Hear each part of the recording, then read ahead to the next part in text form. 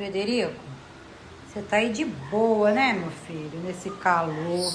Você sabia que ontem aqui no Rio deu a sensação de 60 graus, vírgula alguma coisa? Sabia disso, meu filho? É.